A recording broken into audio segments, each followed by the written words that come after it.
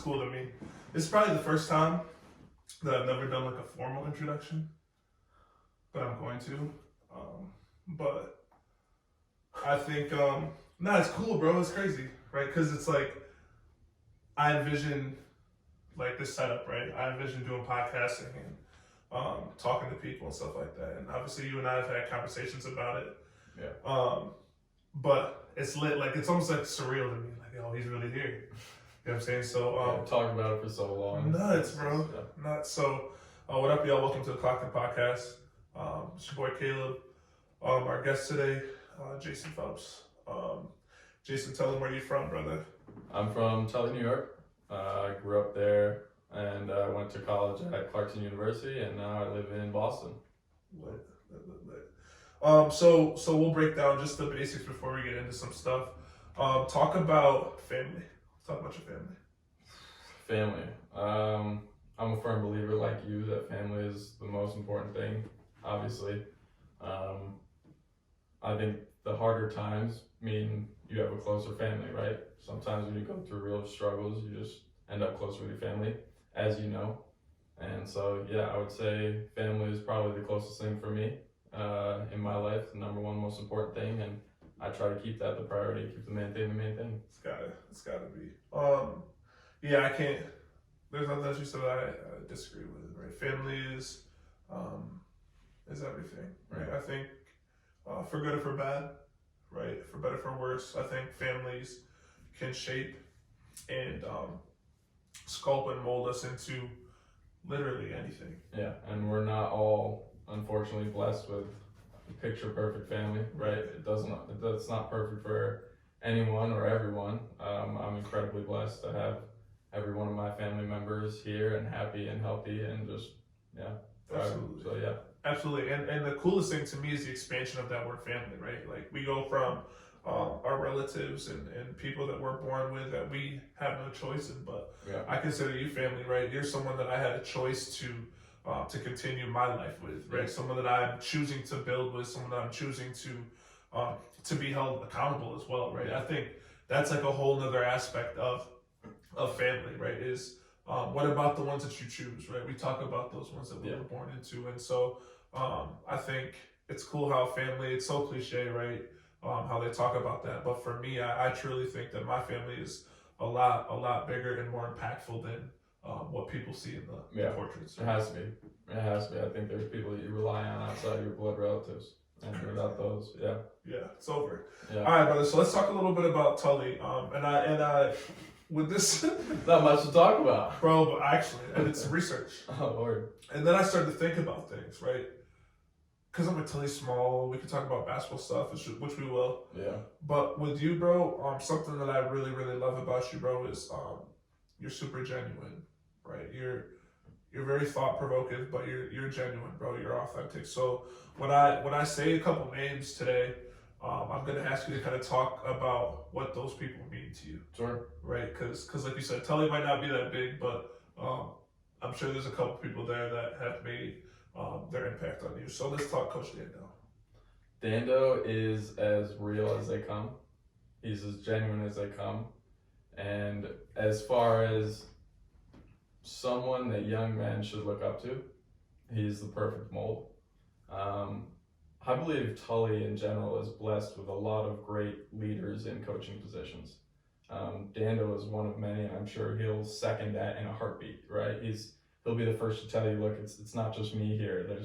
There's plenty of us that are, sort of guiding kids to become adults.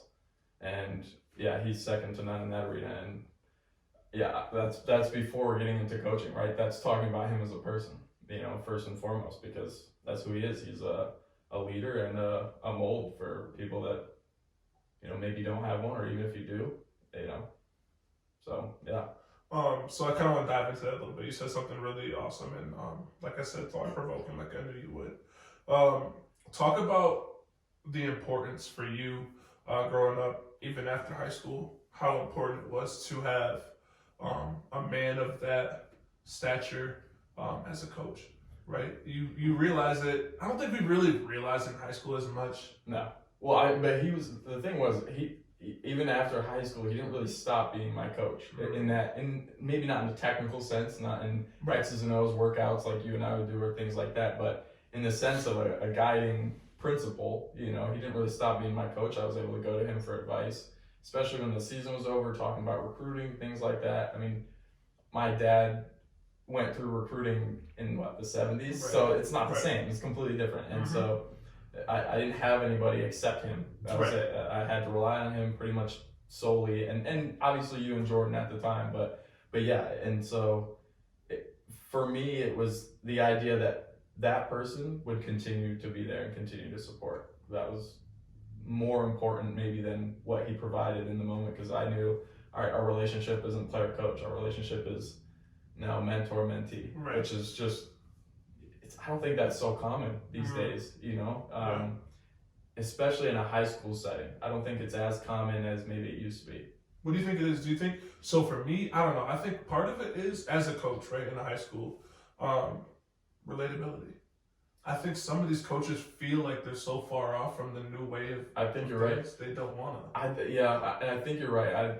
Obviously, you know, you look at what a coach can relate to who's maybe like a 22-year-old coach, someone really young, right? Relating to some 16, 17-year-olds, that might be easier than a coach who's 40 that's relating to current 16, 17-year-olds.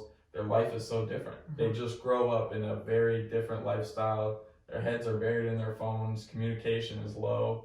You know, you get a different sense of social interactions today as a 16-year-old than you did even, you know, when I was growing up, when you were growing up. You know, you went outside, you went, you know, to the park, you went and played basketball with people, you went and played football, you know, at the football field, and so that was your social interaction. So yeah, the way in which a coach can, you know, become a friend to a player, you know, and reach a player on a social, intellectual level is just so different. And I think you've seen that probably, you know, to some degree. You know, you probably have a pretty good social acuity in order to try to find a way to reach a kid, and I know you probably have those struggles, but I can only imagine coaches who grew up in the time where social interaction was a daily thing and struggling now, you know, it's just gotta be a nightmare. Yeah, so 100% agree. I think, like I said, like it's that adaptability, right? But then there's another part to it for me, and I think that's where a lot of people struggle, and that's the work behind it. You have to actually want to freaking adapt. That's the problem. Like, you're saying that's missing a little bit. Yeah, that's why I don't like it, bro. These coaches, they don't want to fucking adapt at all. The old school is Daniel's great about that, though. He's willing to meet you on your turf a little bit. He's a good dude, man. But like, I really think that's where a lot of the break in the road is. It's for most coaches, you're saying. Yeah, bro. Because it's like, I don't know those dances, and I don't like this music, right? And it's just something as simple as like, you don't necessarily have to like it. You can even pretend, but just like be aware of it. Right. Yeah, absolutely right. And I think it's tough, but from what it sounds like, Coach Dando is that, man. And I think he's still able to do it to kids. I mean, I know him and I had a very close relationship. I still try to reach out a couple times, you know, a year just to make sure we're in touch, even though I'm 7 years plus removed from high school now. But yeah, I'm incredibly lucky to have that, and not just him, but my other coaches too. And like I said, he'll second, but they're all sort of second to none there. They just have good people. That's so cool. So before we jump off that Tully wave, we gotta talk about basketball a little bit. Sure. Right. What was high school basketball like for you, and how did playing basketball at Tully impact your college career and even maybe who you are now? Tully basketball was growth and discovery, those two things, right? There was never a thought, you know, between when I started playing, like actually wanting to play, you know, 9th grade came around, I'm like, all right, I should take this seriously, right? I'm gonna play this every year. You know, I'm not gonna jump around from sport to sport like I did, you know, 6th grade through 8th grade or whatever. And so I knew that was a sport I wanted to play, and I was like, all right, I want to do this, I want to do it well. So you play AAU and whatnot. But through Tully, I was just mostly undersized. I wasn't the best athlete always. I was a good athlete. You know, maybe at Tully I was one of the better athletes for most of the time, but not 7th grade, not 8th grade, not 9th grade really. And so, yeah, there's just a lot of growth. And I would say Dando and my JV coach at the time, who was the athletic director at the time, Mr. McClure, Don McClure, they would both say that growth is the biggest part of any athlete sort of discovering themselves. Is, you start out as saying, hey, I really like this thing, then you work hard at it, then you start to get better, but then you start to see the gap between how much you improve and how much everybody else who's playing to play it improves versus playing it with purpose. Right. And the purpose is the discovery phase, right? Correct. It's, hey, I've been doing this, I've been working really hard, I've been doing it outside of school too, and now I'm starting to see like, all right, maybe I have a purpose to work hard and play better because I'm getting a lot better than everybody else. So yeah, those two things, growth and discovery. That's awesome. I love that. Yeah. So we're gonna go back to a person's name here, okay? And it ties into kind of Tully in basketball for me, right? And that's Jordan. Yeah. Because I didn't meet you until I came to one year. I was at Morrisville. Yeah. And Jordan's like, yo, you gotta come check this kid out. His name's Jason. He's pretty good. He plays at Tully. Mm-hmm. I was like, all right, cool, I'll come, right? And so I went to one of your games. I don't remember exactly who you guys played, but you played pretty well in it. And the whole time, Jordan's funny about this, man. He knows how I am, bro. I go off of credibility. Yeah. For sure. Yeah. Like, whether it's sports, anything else, right? Like, how people talk about you, not so much what you did, it's just how they feel. Yeah. Yeah. Like, it means so much to me, right? Yeah, the sentiment with which they talk about it. It means so much. Yeah, for sure. And I feel like I can be pretty good about navigating whether it's like kind of just BS or if you're really like. Oh, yeah.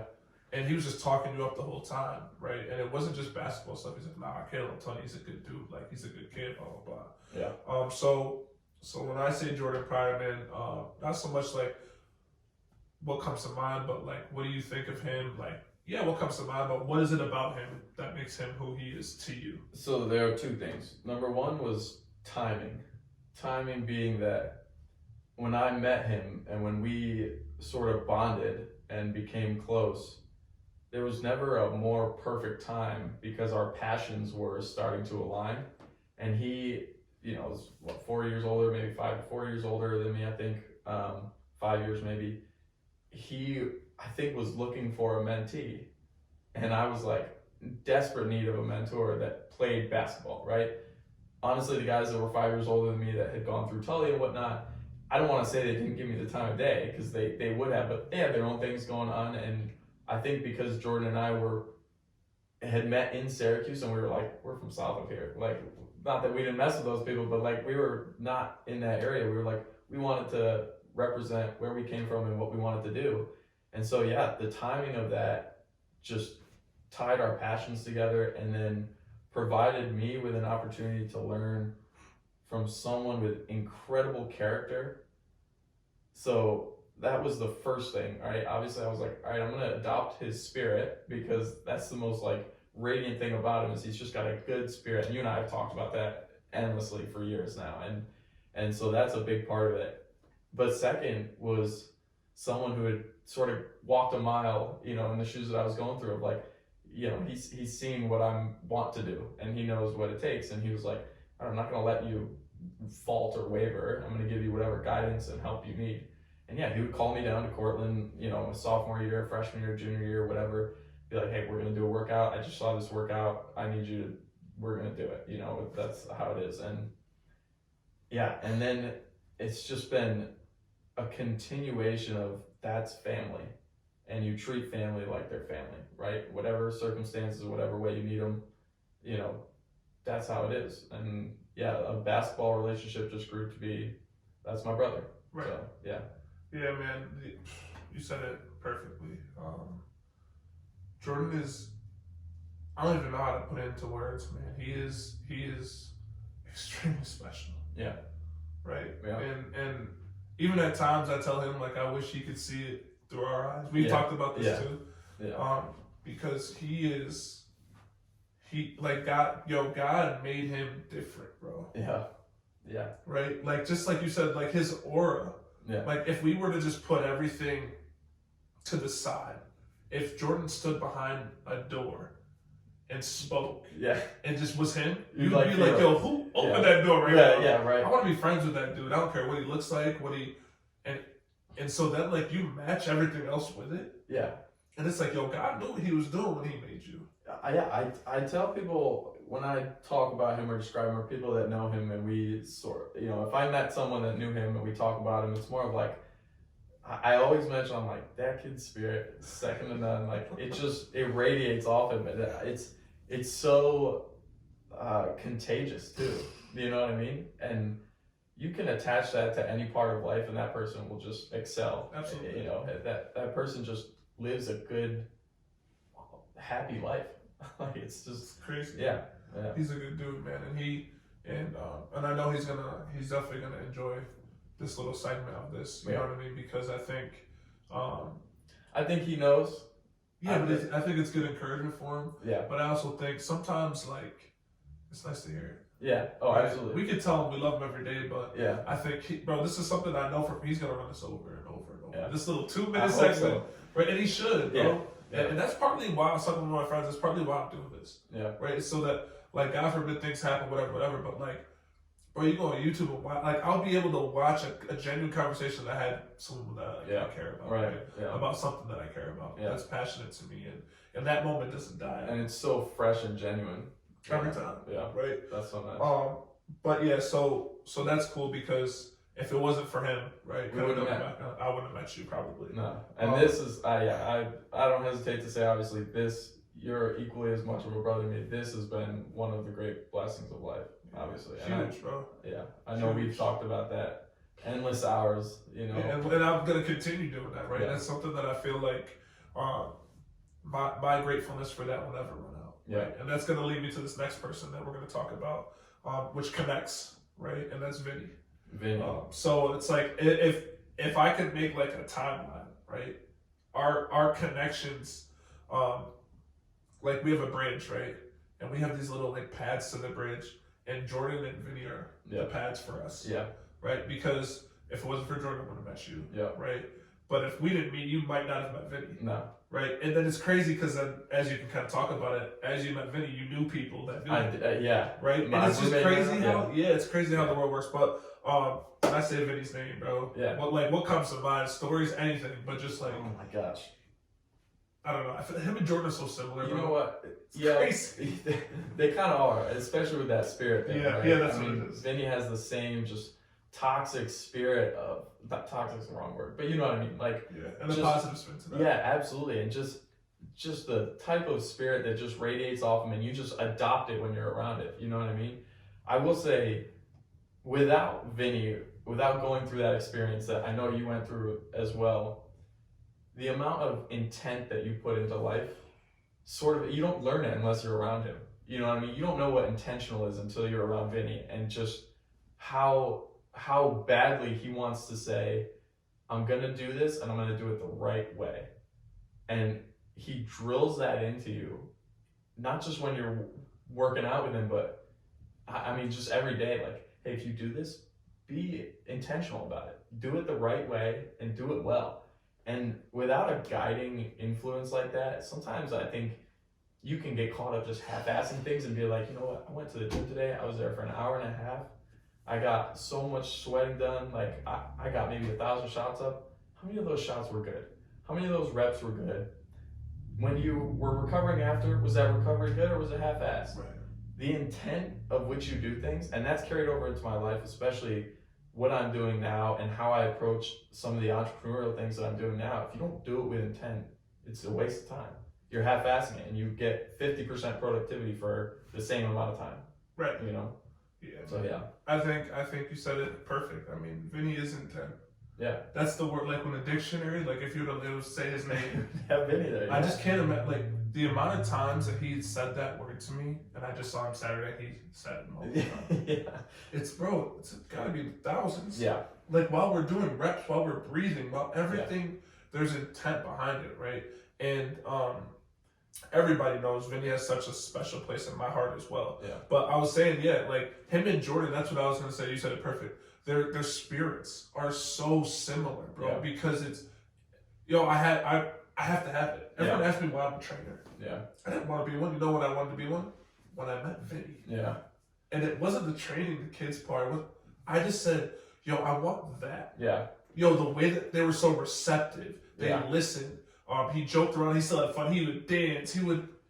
And I'm like, yo, I need that. You see like a similar behavior, like, and I would say like consistent behavior, not in terms of like obedience or anything like that. I mean like attitude and how it impacts what you do Right.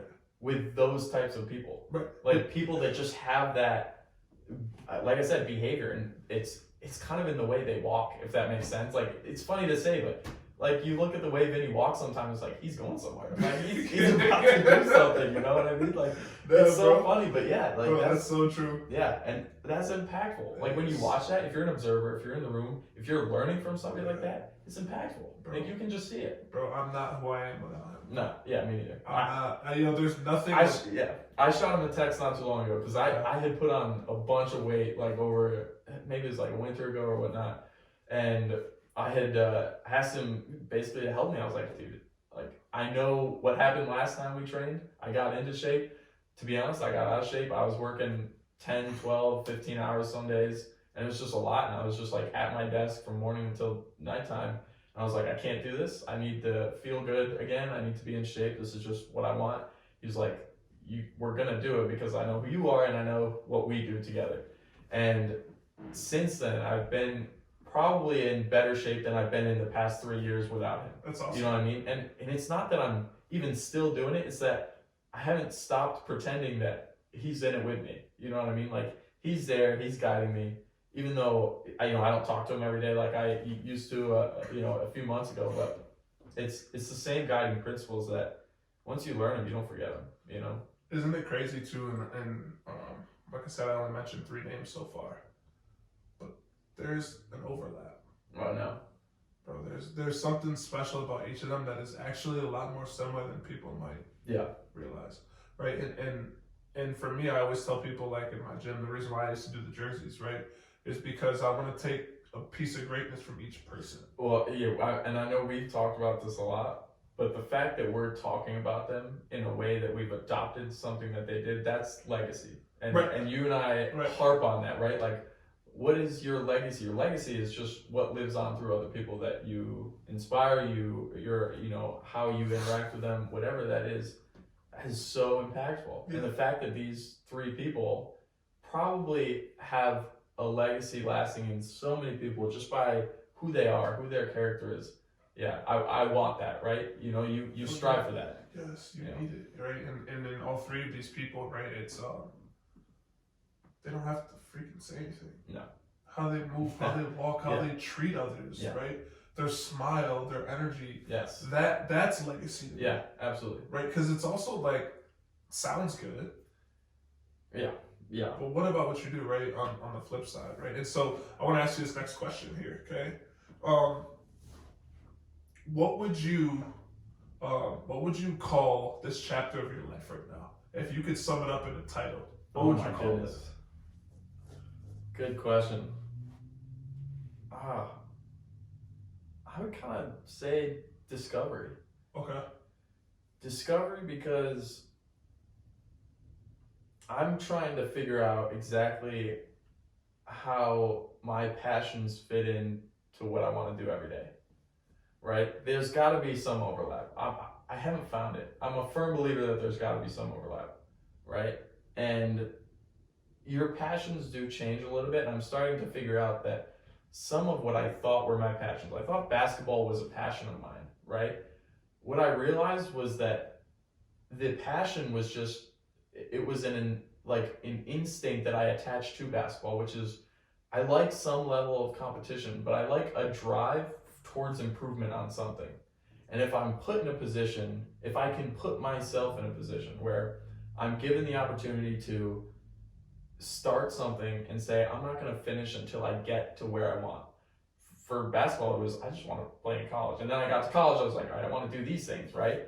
But now I'm sort of figuring out, right, where can I attach my passion of just goal achievement to, right? And just being competitive with myself. You and I have talked about, who are your biggest competitors? Most of the time it's yourself. It's, can I beat myself? Right? And I think, to me, that was in basketball, is how much separation can I get from who I was the day before, the week before, the year before, and everybody else? And then how can I just excel in doing that? And so I'm trying to figure out where that is right now, and I'm diving into a couple things that are new for me, right? And I don't want to talk too much about them because some of them I'd like, in a year or two time to be like, hey, I did this, right? And I did it just by putting my head down and going after it and having the same approach I did to basketball. So yeah, it's kind of a discovery of where that is. I love that. Yeah. I think I think about my life when you say that discovery part, right? And attaching to sports. We devote and we invest. I was willing to die for it. Yeah. Right? To an extent, right? Like, it was so much bigger and deeper than people realize. Yeah. They see the workouts, they see this, they see that, but I don't think they understood. Some did, many. Sure. Some people understand. Usually it's more so the people in the grind, right? Yeah. But what we're willing to do for the sport was bigger than what I had realized. Yeah. Right? So I tell people all the time, I had to figure out who is Caleb separated from football. Yeah. Yeah. Right? When we remove football, who are you? Yeah. Right? And like we said, it's probably easier for others to say that what we are to them. Yeah. But I had to sit down and be like, yo, but really? Yeah. Not what do I like to do, who are you? Yeah. Right? Because that question will answer the what are you gonna do? And what would you like to do? And that was the conversation that I had with myself, right? It's, I tried to go back to grad school. Obviously that didn't work out. I had dropped out within 2 weeks. I was like, this isn't for me, right? And I just knew that wasn't going to be me, and I didn't want to do it. And so you come to the reconciliation of like, all right, what do I do now? Like, what do I do? And if you're not willing to say, well, who am I before what do I do?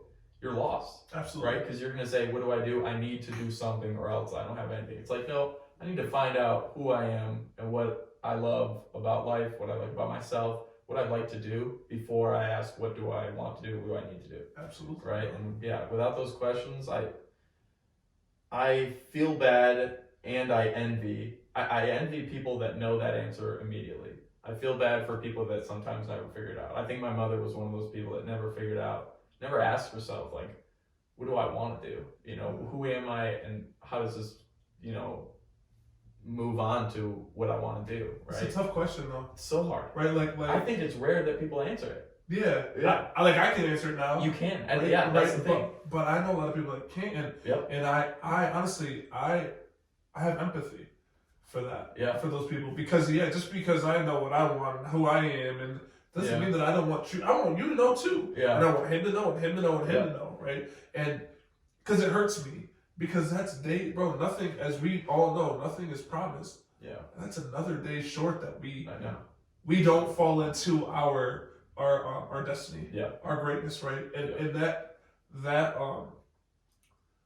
like in the legend of who we are and our legacy, right?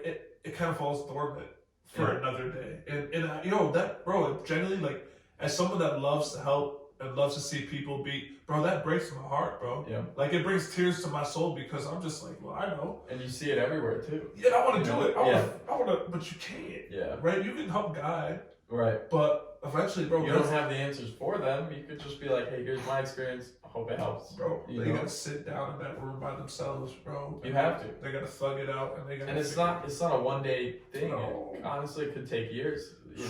Yeah, and Lord knows, especially like built-in traumas. Yeah. Right? Fear. Yeah. Different things that kind of are sprinkled in the mix, Yeah. right? Yeah, absolutely. And we're on the outside, we don't even know. Yeah. This is one of my main questions, bro. I ask at every show. Sure. And it's probably my favorite one, because everybody knows that's close to me that probably even if they're not, they know how much I've been through in certain ways, right? And how impactful and how much it's changed my life. So if you could think of one time in your life, a situation that was tough, right? That I don't want to say like it was life, it doesn't have to be life or death, but it molded you and who you are now. But during that time, it was rough. Yeah, I think I'll sort of start at the end. There was a time where I was less appreciative of little things. A lot less appreciative of little things. Less appreciative that I was up in the morning, less appreciative that I don't have to scurry off and be concerned about, hey, I got to get to work today. No, I get to go to work today, and I don't have to do it right now. I can do it in 5 minutes.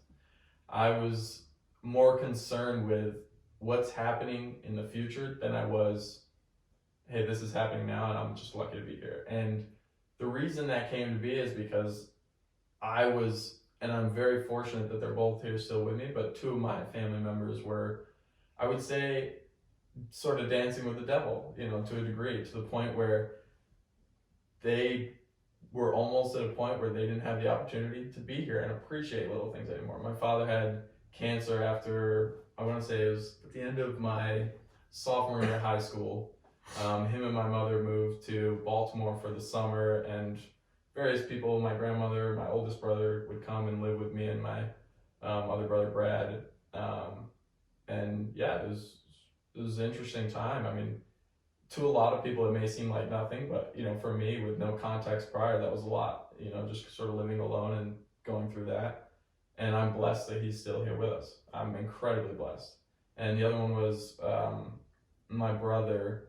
He had a heart attack at age 22, about to turn 23. He was in a medically induced coma for about 5, maybe 6 days. And just sort of sitting with the idea of, like, he might not be here, right? You have to live with that longer than the 5 days, because it's, you know, I don't care how strong you are, like that sits with you, and you know that. And then you start to think about it. You're like, God, I know they went through it, but I'm so incredibly blessed that they made it out and that I made it out, because you learn so much and so much more, and while learning, you get to keep them around, right? Right. Like, so I don't ever want to take anything for granted ever again. And sometimes it's, you know, maybe it's just your innate reflexes to maybe take some things for granted, but I know in reflection I do so much better about slowing down and just appreciating all the little things. I've told my mother this, I don't know if she believes me, but I haven't stressed about anything since, you know, I think I was like 18. I don't live a stressful life. And it's because things could be a lot worse. Right. And the sooner you recognize that, and not everybody's going to recognize that, I think you have to go through something, you know, to recognize that. And I'm blessed that I did, and it still worked out, you know, to a degree. Yeah. So yeah, just incredibly lucky. For sure. Yeah, bro, I think there's this, life has a funny way of inevitably making all of us feel temporary at some point or another. Yeah. I don't think finances can cover it. No. I don't think political status. I don't think popularity. I don't think anything can shield you from the inevitability of what life hands you, right? And the sooner we realize that, the better off we are as far as enjoying the moment, if we so choose to. Yeah. But I think on the flip side, I think people hear this, bro, and they think this, and they stop the thinking process. Yeah. Because it is scary. Yeah. There is this element of uncertainty, right? Yeah. But if you can't flip it for a positive spin, if you can't understand, like, sheesh, that was crazy, but hey, we're here. Yeah. You know, let's get everything we can out of this now while we are. If you can't get out of that mindset, I don't think you can ever truly tap into the gratefulness of how blessed we are, no matter what you believe in, right? We believe in similar things, and you can't, bro, you don't know what faith is. Yeah. How could you tell me you have faith if you've never, you know what I'm saying, got there with it? Yeah. So I think, obviously I would never wish anything bad on anyone, especially someone of yourself, but I think that those traumatic experiences have actually helped you. And I know you know that, you know, obviously, but, and I know we've talked about it, you know, sometimes you don't get necessarily, I don't want to say you don't get the opportunity, but you don't recognize the opportunity when it comes until you've gone through that, right? And you become more blessed. Absolutely. As soon as it happens. You're like, you know what? I remember when I was talking to you after your sister passed, you had mentioned that you were very sad, but you almost felt more blessed now than you did prior, because the only thing you could think was that I was lucky to have all this time with her that I did. Yeah. Versus maybe it didn't happen and maybe you never recognized that. Right. Maybe you never thought yourself to that as much as you did. And yeah, so I'm incredibly blessed, and I try to remain as grateful as I can and as cerebral to recognizing those things as much as I can. Absolutely, man. That's awesome, man. And I think that's a quality that you have that I can take away from myself. Mm-hmm. Right. I think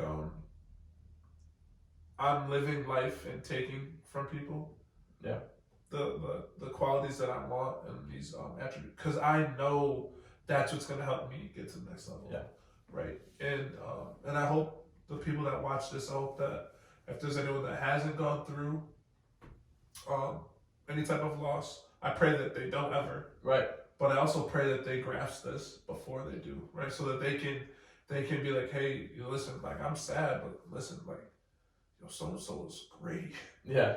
Yeah. There's nothing bad to talk about. You know what I'm saying? There's not that sad bone in my body to speak on that, right? Yeah, you know, especially, you know, if someone was hearing this, honestly, if you like took a moment and just asked yourself, like, what am I grateful for? I guarantee you'll just have a better time afterwards, you know. No, seriously. Once you just recognize, you know, what you're grateful for, what your blessings are, yeah, you're just gonna feel a lot better about yourself. Every time. Yeah. So in closing, bro, I have one final thing to ask. Sure.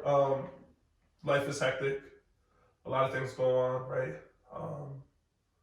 And we live in a time and a day and age where there's a lot of stuff that's kind of chaotic and Oh yeah. kind of blasted out right now. What's some general advice that you would give to somebody who's struggling, right? Like we kind of talked about it earlier, a little bit before we were on camera. Yeah. About the don't panic thing. That's my number one. You know what? That's funny you asked that, because I was kind of thinking about it in the car. I would say fall back on what you know is real. And what I mean by that is there's two things that perpetuate in our own minds that really aren't real. And that's the first and foremost is the future. I think so many people are so concerned about the future, and it winds them up, it stresses them out, and you have no control over it. you can't do anything about it. So that's the first thing, right? Is you know what's real and what's here now, what you can do about what you're doing now. And on the same breath about what's real is this thing will knock you down if you let it. You know what I mean? And half of it is not real. Right. This right here, this is real. Right. What's real is so important, and if you just stick to, you know what, I was having a conversation in person with my buddy last night, it went well, I know what type of person he is, I know I can rely on him. Yeah. That's so real. Versus some tweet you saw that now got to you and you saw comments about it and it wasn't what you wanted. And it's like, that's not real. Right. That's just on a phone, you know? So if you're stressed, if you're going through that stuff, just rely on what's real, and if you feel like you need more of it, go get more of it. I love it. You can always reach out to somebody and find something very real just to rely on. Love it, bro.